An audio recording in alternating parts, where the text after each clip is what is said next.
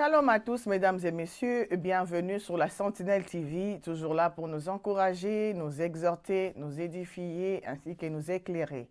Aujourd'hui, nous voulons encore dire merci à tous ceux qui se sont déjà abonnés sur notre chaîne YouTube, la Sentinelle TV. Nous voulons encore inviter tout le monde, bien sûr, à aller vous abonner. Abonnez-vous massivement sur notre chaîne YouTube, la Sentinelle TV, et allez nous visiter aussi sur notre site web, les www.lasentinelletv.com. Nous avons aussi la page Facebook, vous pouvez nous trouver aussi là-dessus, la Sentinelle TV. Alors, mesdames et messieurs, aujourd'hui, dans cette nouvelle rubrique, nous voulons parler de la santé et le bien-être spirituel. C'est très important, n'est-ce pas? Lorsque nous pensons à notre santé physique, nous voulons aussi nous poser la même question concernant notre santé spirituelle. Il est facile, par exemple, de mesurer notre santé physique. Il est facile, par exemple, de savoir si nous avons perdu du poids, si nous avons repris du poids ou si nous mangeons sainement. Alors, aujourd'hui, nous voulons aussi nous poser les mêmes questions concernant notre spiritualité. Comment évolue notre santé et bien-être spirituel? Alors, santé et bien-être spirituel, cette émission va nous aider, nous éclairer, bien sûr, à comprendre, à savoir comment maintenir notre santé spirituelle en forme, comment évaluer notre santé spirituelle, comment grandir spirituellement. Il n'est pas toujours question d'aller dans les quatre murs de l'Église que nous appelons Église, parce que l'Église, c'est toi et moi. L'Église, c'est la personne qui apporte Christ dans l'Église. En fait, aujourd'hui, il est plus que cela, il est plus qu'aller à l'église. Aujourd'hui, la question est de savoir comment maintenir notre santé spirituelle en forme. Comment évaluer notre santé spirituelle? Est-ce que nous sommes en forme spirituellement? Est-ce que nous grandissons spirituellement? Comment grandir spirituellement et comment le maintenir? Avec cette émission, nous allons aborder la première des choses que nous allons faire avec ce sujet, c'est de savoir se discipliner. Avec la discipline, nous allons marcher petit à petit pour arriver à notre objectif. Alors, pour commencer, nous allons lire la parole de Dieu dans Josué chapitre 1er, le verset 8. Nous voulons laisser la place au Saint-Esprit, que lui seul puisse nous guider dans cette direction. Au nom de Jésus, Amen. Alors, Josué chapitre 1er, le verset 8 qui dit, je lis au nom de Jésus rapidement, « Que ce livre de la loi ne s'éloigne point de ta bouche, médite-le jour et nuit pour agir fidèlement selon tout ce qui est écrit. Car c'est alors que tu auras du succès dans tes entreprises, c'est alors que tu réussiras. » Nous allons lire rapidement Psaume chapitre 1er, le verset 1 à 3. Là, il déclare, « Heureux l'homme qui ne marche pas selon le conseil de méchants, qui ne s'arrête pas sur la voie des pécheurs et qui ne s'assit pas en compagnie de moqueurs, mais qui trouve plaisir dans la loi de l'Éternel et qui la médite jour et nuit. Il est comme un arbre planté près d'un courant d'eau qui donne son fruit en sa saison et dont le feuillage ne fleurit point. Tout ce qu'il fait lui réussit. » Nous allons lire 2 Timothée chapitre 3, le verset 16, la Bible déclare « Toute écriture est inspirée de Dieu et utile pour enseigner, pour convaincre, pour corriger, pour instruire dans la justice, afin que l'homme de Dieu soit accompli et propre à toutes bonnes œuvres. » Alléluia. Aujourd'hui, nous voulons parler de la discipline. Alors, la question que nous nous posons, c'est de savoir quelles sont les disciplines pour être en bonne santé spirituellement. Santé et bien-être spirituel. Les disciplines que nous devons nous donner personnellement pour être en bonne santé spirituellement. Aujourd'hui, nous allons parler d'une chose qui est la lecture de la parole de Dieu. La lecture quotidienne de la parole de Dieu. Alors, la santé et bien-être spirituel exigent à ce que nous puissions croître. La croissance, c'est grandir spirituellement. La croissance, c'est changer de niveau spirituellement, augmenter des dimensions spirituellement. Et ça, dans la lecture de la parole de Dieu. Comment cela arrive? Alors, nous grandissons par la lecture de la parole de Dieu, comme nous l'avons dit, et la méditation quotidienne de la Bible. La parole de Dieu nous encourage à méditer chaque jour, jour et nuit, afin que nous puissions grandir. Jésus-Christ nous a laissé une chose, c'est le testament qui est sa parole. Jésus-Christ nous a laissé un GPS, un guide, un manuel que nous devons utiliser pour notre croissance spirituelle, pour grandir spirituellement. Alors, nous avons besoin de la parole de Dieu. C'est pourquoi Josué dit, la Bible déclare dans Josué chapitre 1, que ce livre de la loi ne s'éloigne point de ta bouche. Que ce livre de la loi ne s'éloigne point de ta bouche. Médite-les jour et nuit pour que tu puisses agir fidèlement. Lorsque tu médites la parole de Dieu, quelqu'un qui lit la Bible chaque jour ne se comporte pas comme tout le monde. Quelqu'un qui lit la parole de Dieu n'agit pas comme tout le monde. Quelqu'un qui médite la parole de Dieu chaque jour ne parle pas comme tout le monde. Quelqu'un qui lit la parole de Dieu chaque jour ne raisonne pas ou ne réfléchit pas comme tout le monde. Son langage est différent des autres. C'est pourquoi vous allez comprendre dans Philippiens 4:8, la Bible dit que tout ce qui est agréable, que tout ce qui est sujet d'approbation soit l'objet de vos pensées. Lorsque tu lis la parole de Dieu, ta pensée est dirigée par le Saint-Esprit, par ta pensée est conduite conformément à la parole que tu lis.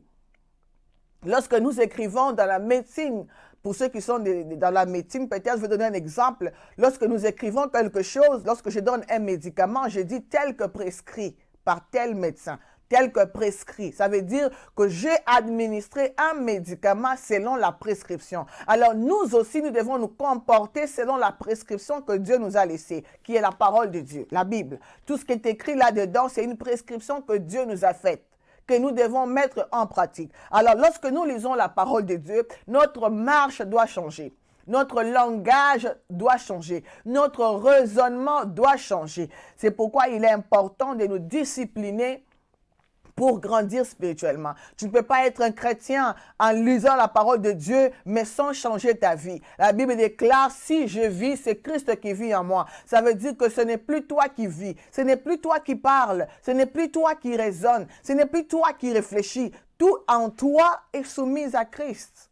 Tout en toi est soumis à Dieu. C'est lui qui agit à ta place. C'est lui qui te dit quoi faire. C'est lui qui t'ordonne à bouger ou à ne pas bouger. Alors, c'est pourquoi il est important de méditer la parole de Dieu tous les jours. Il est important de lire la parole de Dieu tous les jours. Parce que notre vie est basée sur la parole de Dieu. Notre réussite est basée sur la parole de Dieu. La Bible déclare dans Josué, pour que nous puissions réussir, nous devons lire la parole de Dieu. Nous devons la méditer chaque jour. Chaque jour.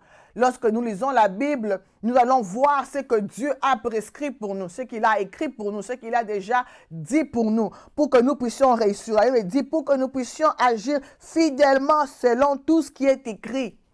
C'est ça l'exemple que j'ai donné tantôt. Tout ce qui est prescrit là-dedans. Nous devons agir, méditer la parole de Dieu nous amène à agir fidèlement selon ce qui est écrit. Alors voilà pourquoi il est important de méditer la parole de Dieu. Lorsqu'on médite, on ne fait que dégager ce qu'on médite.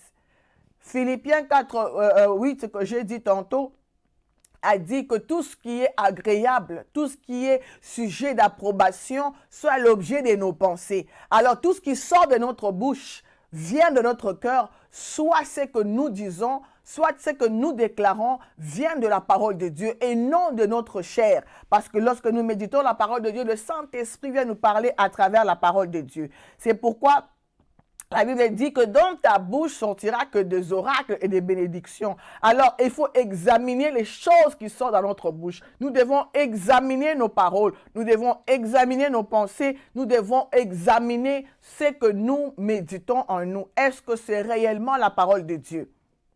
Elle dit, c'est alors que tu réussiras, c'est alors que tu auras du succès dans tout ce que tu vas faire. Pour réussir, tu as besoin de lire et de méditer la parole de Dieu. C'est le manuel par excellence pour réussir. Il n'y a pas autre chose. Il n'y a pas la magie pour réussir. Pour réussir, la Bible déclare que c'est la parole de Dieu qui va nous conduire, qui va nous aider à réussir dans nos entreprises, dans tout ce que nous allons faire. Notre vie, notre santé et bien-être réussira, grandira parce que la parole de Dieu qui est la nourriture par excellence va nous aider à grandir et à croître spirituellement. Dieu sait que le secret de la réussite et du bien-être spirituel se trouve dans sa parole. Il dit, médite-la jour et nuit. Il faut méditer cette parole jour et nuit pour croître. La pensée et la volonté de Dieu se trouvent dans la parole de Dieu, dans la Bible. Il faut la lire pour connaître, pour comprendre ce que Dieu veut de nous, ce que Dieu veut réellement de nous. Un chrétien très efficace, c'est un chrétien qui lit la parole de Dieu. Un chrétien qui lit la parole de Dieu, c'est un chrétien efficace. Ça ne sert à rien de souligner seulement des versets avec des marqueurs et faire voir aux autres que nous avons lu la Bible parce que notre Bible a été soulignée en jaune, en rouge, par-ci, par-là, qui fait que lorsque nous arrivons dans l'assemblée, nous ouvrons la Bible et l'autre, le voisin regarde, il dit, ah, lui, il lit beaucoup la Bible. Mais on ne fait que souligner, on ne fait que souligner. Est-ce que cela veut dire lire et méditer? Il y a une différence entre lire et méditer. Lorsque tu lis, tu ne médites pas. Lorsque tu médites, tu ne lis pas. La Bible dit ceci, pour réussir, nous devons méditer la parole de Dieu. Parce que la parole de Dieu, c'est la clé de la réussite de notre santé et bien-être spirituel.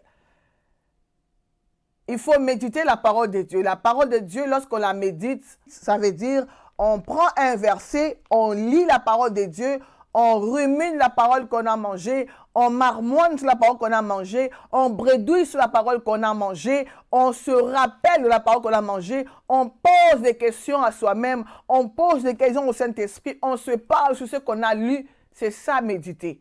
On prend le temps sur un verset, on prend un temps sur un chapitre, on médite une journée, une nuit, on se rappelle de cela, une semaine, on reste sur le même verset pour comprendre la pensée de Jésus-Christ à travers ce verset. Est-ce que te dire que chaque verset a un message? Et chaque verset, c'est Jésus-Christ en personne. Alors, lorsque tu médites ta parole, médite-la, prends ton temps. Ne souligne pas seulement, c'est faux. Ça ne veut pas dire que tu as médité. Ça ne veut même pas dire que tu as lu, tu as compris ce qui est écrit. Arrêtez d'intimider les gens à souligner les versets avec des marqueurs. Non, cela n'est pas nécessaire. Ça ne sert à rien de souligner toute ta Bible. Ça ne veut pas dire que tu as médité ou tu as lu ta parole. Méditer la parole de Dieu signifie y penser toute la journée, signifie faire revenir en soi constamment cette parole-là que tu as lue. C'est comme les herbivores, comme les animaux herbivores font. Ils mangent, ils broutent l'herbe, puis quand ils sont assis ou quand c'est la nuit, ils commencent à ramener cette nourriture qu'ils ont mangée encore dans leur bouche pour encore mâcher, pour encore ruminer cette nourriture-là. C'est comme ça avec nous les chrétiens. Nous devons faire la même chose. Nous devons ruminer cette nourriture que nous avons mangée. Nous devons pendant la nuit, le jour, le soir, à tout moment, nous rappeler, ramener encore, méditer, nous poser la question sur cette parole-là. La Bible dit de le méditer chaque jour. Il faut lire la parole chaque jour. Il faut la méditer. La discipline consiste à se donner des objectifs, consiste à se donner de stratégies. Lire la parole de Dieu, parce que quand vous lisez la parole de Dieu, laissez-moi vous dire que le diable n'est pas content. Le sommeil va venir vous envahir. Mais si vous n'êtes pas discipliné, vous allez laisser la parole de Dieu. Vous allez tourner des pages. Vous allez dormir sur votre Bible. Consacrez-vous à Jésus-Christ pour commencer. Par la prière, vous demandez la grâce de Dieu, vous demandez l'aide du Saint-Esprit pour comprendre, pour qu'il puisse vous révéler ce qu'il dit réellement dans sa parole et qu'il vous donne à rester éveillé lorsque vous allez lire la parole de Dieu, que vous ne puissiez pas dormir. Aussi, un conseil, ne lis pas trop vite. Tu lis trop vite. Non, prends ton temps de lire la parole de Dieu calmement. Prends ton temps de méditer ta parole calmement. Tu ne fais pas une course avec quelqu'un. Ne commence pas à lire rapidement pour dire « Oh, moi j'ai fini la Bible ». Non, tu ne fais pas une course avec quelqu'un. C'est ta santé et ton bien-être spirituel qui dépend de ce que tu fais. Mais ce n'est pas le nombre de versets qu'on lit qui fait que nous connaissons toute la Bible. Ce n'est pas le nombre de versets qu'on mémorise qui fait de nous des connaisseurs de la Bible. Non, c'est plutôt ce que la parole de Dieu apporte en nous. C'est plutôt ce que la parole de Dieu fait en nous. Ce n'est pas en lisant rapidement, ce n'est pas en mémorisant les versets, ce n'est pas en courant vite avec la parole de Dieu, en lisant comme si on faisait la course avec quelqu'un, que cela nous fait de nous des experts de la Bible. Non, bien aimé, c'est faux. Plutôt, il faut lire la parole de Dieu calmement, la méditer et que cela puisse produire les fruits en nous. La méditation de la parole de Dieu éclaire notre vie. La méditation de la parole de Dieu change notre vie. La méditation de la parole de Dieu nous amène à comprendre, à corriger notre vie, notre conduite. Car la Bible dit dans 2 Timothée que nous avons lu ici que la parole de Dieu est inspirée pour corriger, pour enseigner, pour convaincre, pour reprendre, pour instruire. La parole de Dieu change nos vies, enrichit l'esprit et change nos pensées. Alors, il est important, aujourd'hui, nous voulons parler de la discipline concernant la parole de Dieu, la lecture quotidienne de la parole de Dieu, la lecture fréquente, régulière de la parole de Dieu. Il faut savoir ruminer la parole de Dieu. Il faut savoir méditer la parole de Dieu. Ne sois pas complexé par les gens qui mémorisent les versets et qui arrivent dans les assemblées, commencent à réciter. Ce sont des récitations inutiles. Médite ta parole. Comprends ce que la parole de Dieu te dit. Comprends la révélation et tu grandis spirituellement. Et ta santé et ton bien-être spirituel montent des niveaux. Heureux l'homme qui ne marche pas selon le conseil des méchants, qui ne s'assit pas en compagnie des moqueurs. Cet homme-là est comme un arbre planté près d'un courant d'eau. Il produit en sa saison. Mais c'est quand tu lis la parole de Dieu, quand tu médites la parole de Dieu, ta vie produit des fruits dans la saison que Dieu a destinée pour toi, dans la saison que Dieu a planifiée pour toi. La Bible nous dit qu'il faut, pour réussir, tout ce que tu feras va encore réussir parce que tu lis la parole de Dieu, la loi de Dieu, la pensée de Dieu et la volonté de Dieu est dans sa parole. Aujourd'hui, au lieu de lire la parole de Dieu, les gens courent après des prophéties. Les gens courent des prophètes en prophètes au lieu de méditer sur la parole de Dieu. Et laisse-moi te dire que la vie d'un chrétien n'est pas conduite par la prophétie. La vie d'un chrétien n'est pas régie par la prophétie non plus. Car la prophétie n'est que la pensée, n'est pas la pensée totale de Dieu. La prophétie, c'est une pensée, une tierce pensée de Dieu. C'est une moitié de la pensée de Dieu. Ce n'est pas toute la pensée de Dieu. Dieu ne peut pas révéler toute la vie de quelqu'un à un homme. Non. Même s'il est appelé prophète, il a combien de médaillons de prophètes. Dieu ne peut pas lui donner toute la vie de la personne. Dieu ne peut pas donner toute la volonté de Dieu à la personne pour te le dire. Non, ce qu'un homme te dit, ce n'est qu'une partie de la pensée et de la volonté de Dieu. Car la Bible dit, nous connaissons en partie, nous prophétisons en partie. Que personne ne te dise que moi je connais tout. Que personne ne te dise qu'il connaît toute ta vie. Personne ne peut connaître toute ta vie si ce n'est que Jésus-Christ lui-même. Si ce n'est que Jésus-Christ lui-même. Aujourd'hui, beaucoup de prophètes commencent à attirer beaucoup de gens par des prophéties, soit disant que nous connaissons tout, Dieu nous montre tout. Personne, aucun prophète sur cette terre ne peut dire qu'il connaît la vie ni la volonté de Dieu dans la vie de quelqu'un parfaitement. Non, c'est faux et archi faux. La volonté parfaite de Dieu, c'est Dieu lui-même qui le sait et il y révèle quand il veut. Moi, j'aimerais dire à ces gens-là d'arrêter de dire, lorsqu'on parle avec quelqu'un ou lorsque vous parlez, vous dites, je suis prophète. Cela ne veut rien dire. Être prophète, ça ne veut pas dire que vous connaissez tout. Vous pouvez voir la personne en face de vous. Vous n'avez aucun message. Dieu ne vous parle pas en tout moment. Dieu ne vous dit pas tout. Ou si Dieu vous parle, Dieu ne vous donne pas tout. Dieu ne vous révèle pas tout. Mais alors quand surtout ce prophète-là qui se prennent pour des dieux qui, quand ils parlent avec les gens, ils sont là en train de dire, moi je suis prophète.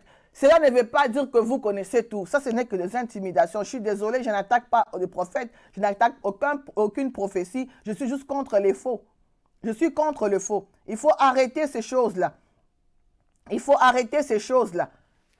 Ce n'est pas la prophétie qui régit la vie de Dieu. La prophétie par excellence, c'est la parole de Dieu. C'est la Bible. C'est la Bible qui est la prophétie par excellence. Arrêtons d'intimider les gens. Arrêtons d'amener l'orgueil pour dire je suis, juste pour se faire sa place. On n'a pas besoin de titres. On n'a pas besoin d'intimider les gens. Amenez les gens à l'évangile. Amenez les gens dans la parole de Dieu. Amenez les gens à lire, à méditer la parole de Dieu. L'orgueil a tellement pris place et on pense qu'on a même pris la place de Dieu. On cherche toujours à parler même lorsque Dieu n'a pas parlé. Même lorsque Dieu n'a rien dit, l'homme cherche toujours à dire quelque chose parce qu'il est prophète, parce qu'elle est prophétesse. Il veut toujours dire quelque chose. Il faut arrêter ces choses-là. Arrêter d'aveugler les gens avec des prophéties pour les attirer dans des cages afin de les garder sous l'autorité de l'homme.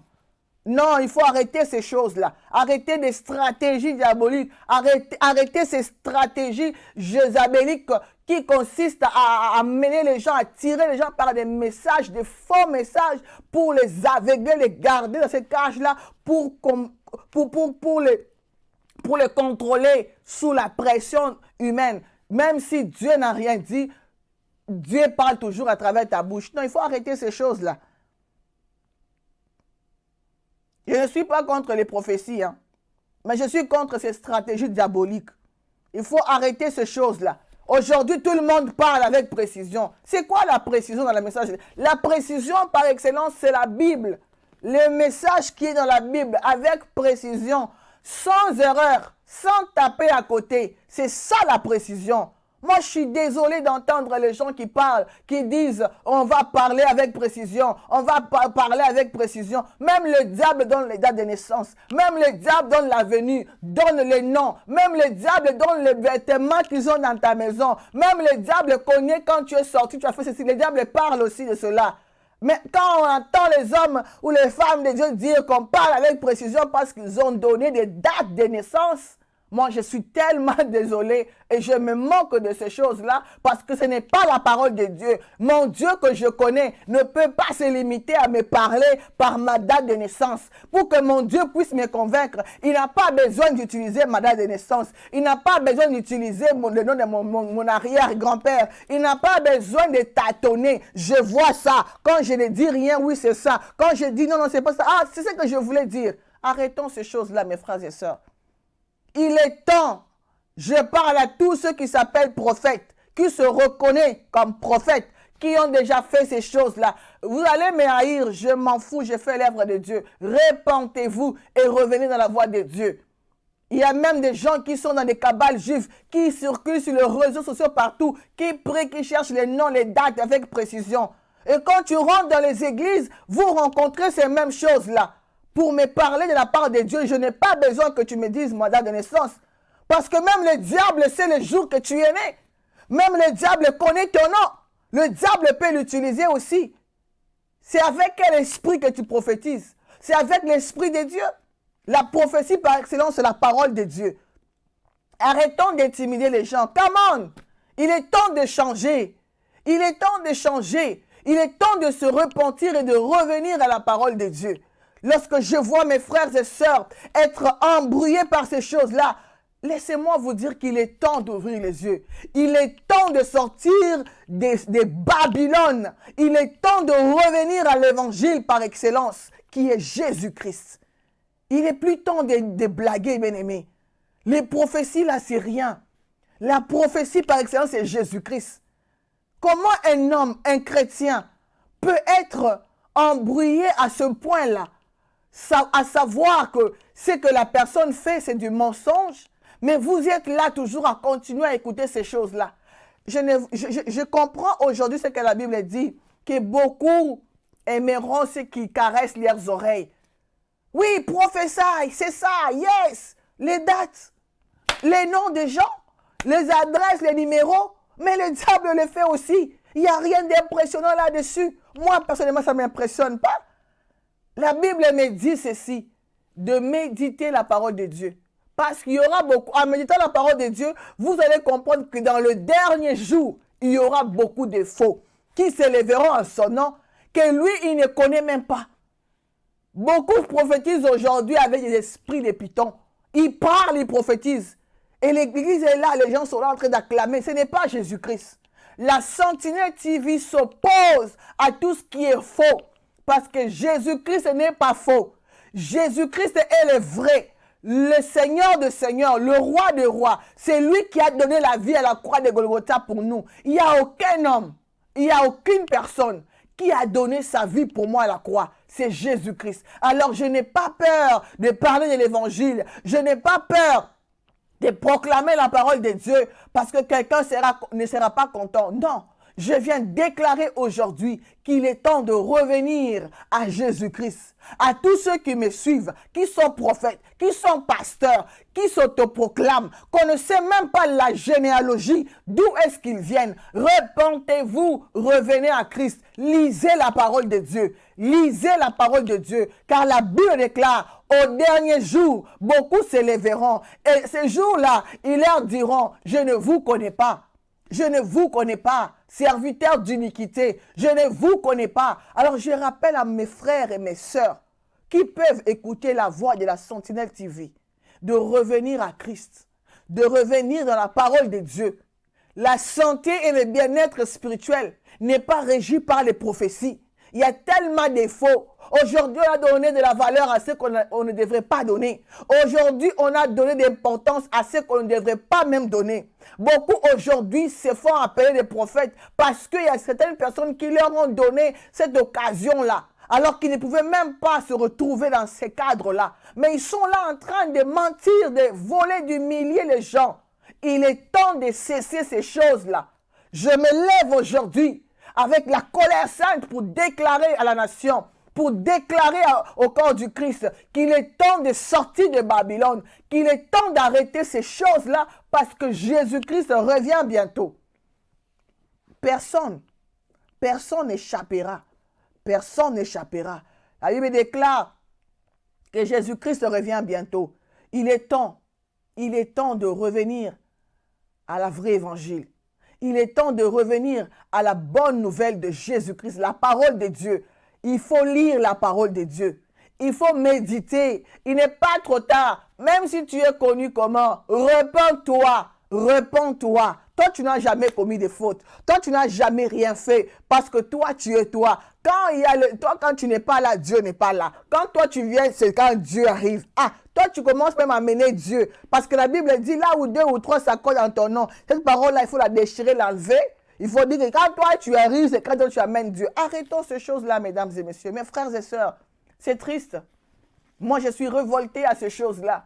Moi, je suis révolté à ces choses-là. Il est temps de se lever, il est temps de déclarer, il est temps de dire que ce n'est que Jésus-Christ qui est mort à la croix de Golgotha. Il n'y a pas un homme, il n'y a pas une femme qui est mort pour quelqu'un à la croix. C'est Jésus-Christ. Et personne n'a le mandat de se lever dans la vie de qui que ce soit. Personne n'a le mandat de déclarer quoi que ce soit dans la vie de Dieu. Si une chose arrive dans la vie de Dieu, c'est parce que Dieu l'a voulu. C'est la volonté de Dieu. Ce n'est pas la volonté d'un homme. Alors je viens déclarer à quelqu'un aujourd'hui qu'il est temps de revenir à la vraie parole de Dieu. Méditons la parole de Dieu. Lisons la parole de Dieu chaque jour pour grandir spirituellement.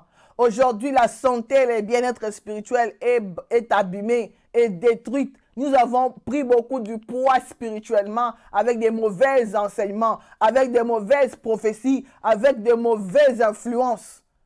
Revenons à Christ. Revenons à Jésus-Christ.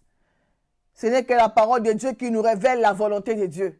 Ce n'est que la parole de Dieu qui nous révèle tout ce, tout ce qui est de la volonté de Dieu. La Bible déclare que la parole est une lumière qui éclaire notre sentier. C'est une lampe à nos pieds.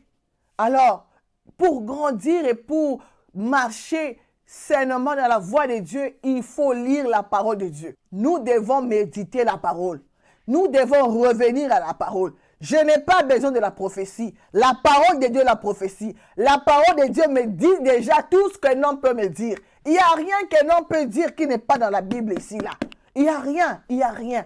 Il n'y a aucune nouvelle prophétie qui n'est pas dans la Bible ici, là. Si tu veux toi-même, Dieu peut te parler. Dieu peut t'ouvrir les yeux. Dieu peut t'ouvrir les oreilles. Tu n'as pas besoin de courir à gauche, à droite. Tu n'as pas besoin d'être aveuglé sous des emprises, des alliances maléfiques, parce que c'est l'ignorance qui amène l'homme à tomber si bas. Mais si tu connais la parole de Dieu, si tu connais la volonté de Dieu, tu agiras avec fermeté. Alors, mesdames et messieurs, aujourd'hui, je viens rappeler à quelqu'un la discipline pour la santé et le bien-être spirituel. La discipline qui consiste premièrement à lire la parole de Dieu. Nous devons nous discipliner à lire la parole de Dieu, à la méditer.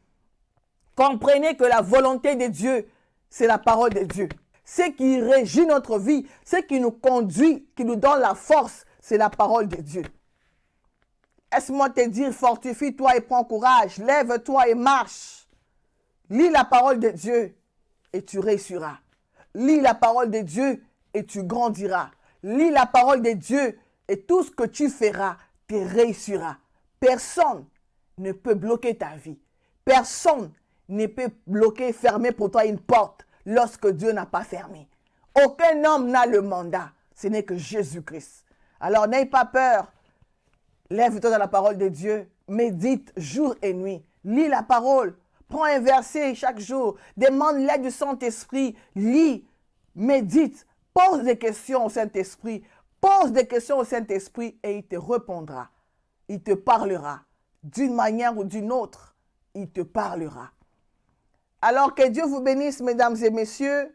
Vous qui m'avez suivi sur la Sentinelle TV, j'ai pris que Dieu nous fasse grâce dans ce temps de la fin surtout, où beaucoup de choses se passent qui ne glorifient pas Dieu, mais que toi et moi, nous puissions nous lever contre ces faux, contre ces choses, parce que Jésus-Christ revient bientôt. Nous avons la mission de dépeupler le camp du diable et remplir le camp de Dieu. Nous avons la mission d'annoncer la vraie bonne nouvelle du royaume, qui est Jésus-Christ. Que Dieu vous bénisse. Merci à la régie, merci à nos sponsors, merci à tous ceux qui nous soutiennent, de près ou de loin. Que Dieu vous bénisse abondamment. Allez vous abonner pour tous ceux qui ne se sont pas encore abonnés. Je vous invite encore, je vous lance encore cette invitation d'aller vous abonner massivement sur la Sentinelle TV, notre chaîne YouTube. Vous ne manquerez pas de nos épisodes, nos émissions qui vont suivre. Alors nous vous annonçons que la prochaine fois, la Sentinelle TV passera en direct. Connectez-vous, connectez-vous. Vous ne manquerez pas de bonnes choses. Que Dieu vous bénisse et à très bientôt. Au revoir.